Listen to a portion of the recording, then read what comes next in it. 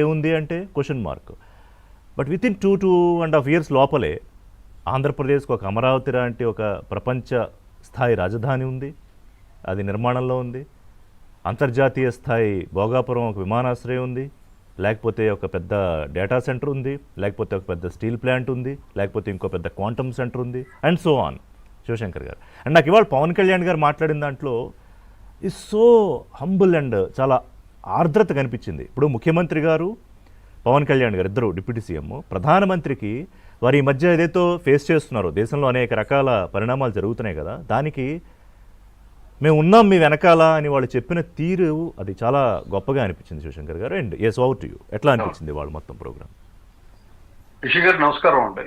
MP గారు అప్పలనాయుడు గారికి, పూడి తిరుపతిరావు గారికి, ఏబిఎన్ ప్రేక్షకులందరికీ కూడా నమస్కారాలు. యాక్చువల్గా ఈరోజు ఈ కార్యక్రమం మనం చూసేటట్టయితే భారత ప్రధాని గారికి ఘనమైన స్వాగతం. అవును, అంటే ఎక్కడ కూడా భారతదేశంలో నేను బీజేపీ పాలిత రాష్ట్రాల్లో కూడా అనేక కార్యక్రమాలు ప్రారంభోత్సవాలు చూశాను, కానీ ఎక్కడా కూడా ఇంత అద్భుతంగా, అద్వితీయంగా, చిరస్మరణీయమైనటువంటి స్వాగతం ఇవ్వడం జరిగింది. బహుశా చంద్రబాబు నాయుడు గారు, పవన్ కళ్యాణ్ గారు ఈ మధ్య కాలంలో మోడీ గారు ఢిల్లీ పరిణామాల్లో తలమునకలై ఒక రకంగా చెప్పాలంటే ఒకంత ఆయన స్ట్రెస్ కూడా గురయ్యారు. అక్కడ జరుగుతున్న పరిణామాలు కానీ, అంతర్గత పరిణామాలు కానీ, ఇంటర్నేషనల్ అఫైర్స్ కానీ, మన బోర్డర్ లో జరుగుతున్న పరిణామాలు కానీ, ఇది చాలా మందికి తెలియకపోవచ్చు. భారతదేశంలో ప్రజలకి బోర్డర్ లో కూడా చాలా తీవ్ర పరిణామాలు జరిగాయి. ఇవన్నీ కూడా వాటి స్ట్రెస్ ఈ రోజు రిలీజ్ అయిందని అంటాను నేను మోడీ గారికి. ఆ హింస నృత్య డ్యాన్స్ కానీ ఆ స్వాగతం చూసి ఆయనకి స్ట్రెస్ అంతా ఆంధ్రాలో పూర్తి పోయిందని చెప్పగా తప్పదు ఋషి గారు.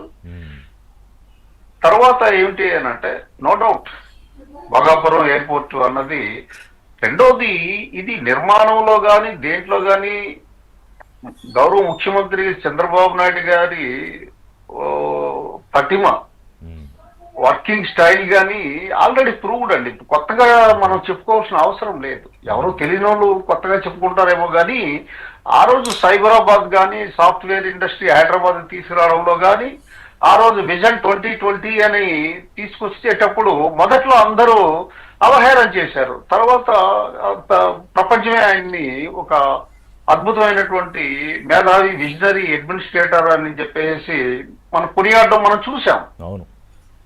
అయితే ఇప్పుడు ఈ రోజు ఎయిర్పోర్ట్ మీరు మోడీ గారు స్పీచ్ లో చెప్పారు, it is launch pad of Andhra Pradesh, gate way of Andhra Pradesh. రెండు కాన్షియస్లీ ఆయన రెండు పదాలు వాడారు. సో విశాఖ ఎకనామిక్ రీజన్ గా పవన్ కళ్యాణ్ గారు 3 ఎకనామిక్ రీజన్స్ ని మన కూటమి ప్రభుత్వం నారా చంద్రబాబు నాయుడు గారు డిక్లేర్ చేయడం జరిగింది.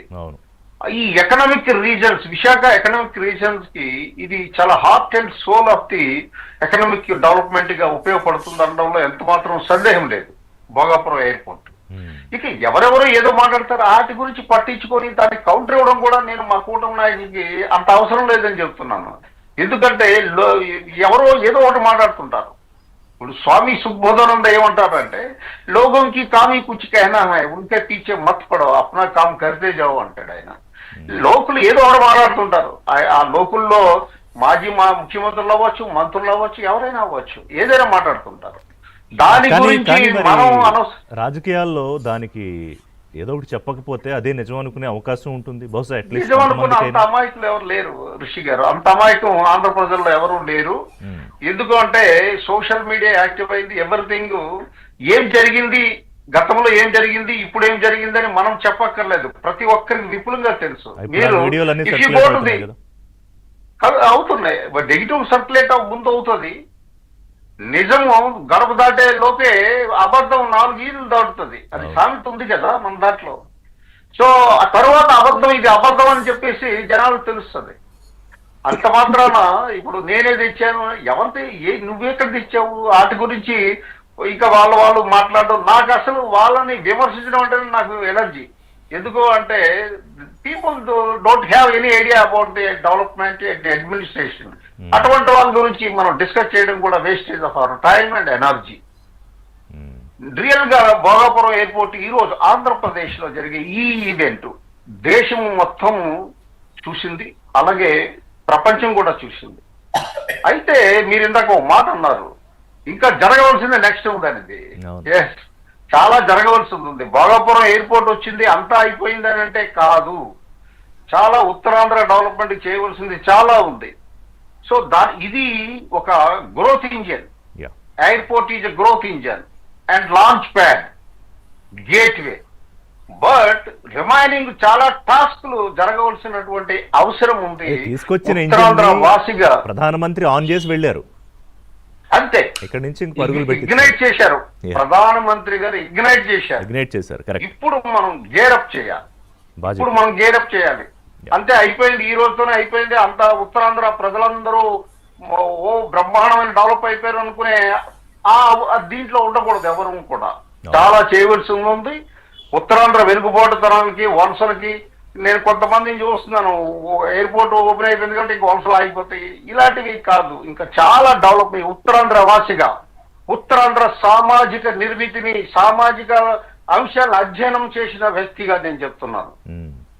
ఎందుకంటే ఈ రోజు ఫర్ ఎగ్జాంపుల్ మన్యం డిస్ట్రిక్ట్ ఉంది, యాస్పైర్ స్కీమ్ లో గవర్నమెంట్ ఆఫ్ ఇండియా ప్రోగ్రామ్ లో ఉన్న జిల్లాలో అమలు జరగడం అన్నది చాలా పూరెస్ట్ ఆఫ్ ది పూర్ గా జరుగుతుంది. ఎంఎస్ఎంఈ చైర్మన్ గా చెప్తున్నాను, అక్కడ పాలసీ కూడా ఇంప్లిమెంటేషన్ వెరీ పూర్ గా జరుగుతుంది.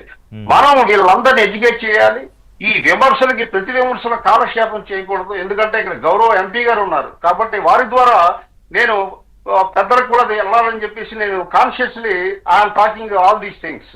మనం ఇంకా చేయవలసింది చాలా ఉంది. పేదరికం కానీ, వలసలు కానీ, అలాగే ఎకనామిక్ స్టాండర్డ్స్ ఆఫ్ లివింగ్ కానీ ఇవన్నీ కూడా పెంచవలసిన అవసరం ముఖ్యంగా శ్రీకాకుళం, మన్యం, విజయనగరం జిల్లాల్లో, అలాగే విశాఖ రూరల్ జిల్లాల్లో కూడా. విశాఖపట్నం సిటీ అయితే నో డౌట్ డెవలప్ అయింది తప్ప రూరల్ కూడా ఇంకా బ్యాక్వర్డ్నెస్ ఎక్కువ ఉంది. కాబట్టి ఇది ఒక మంచి అవకాశం కల్పించింది. భారత ప్రధాని గారు మనకి అవకాశం కల్పించారు.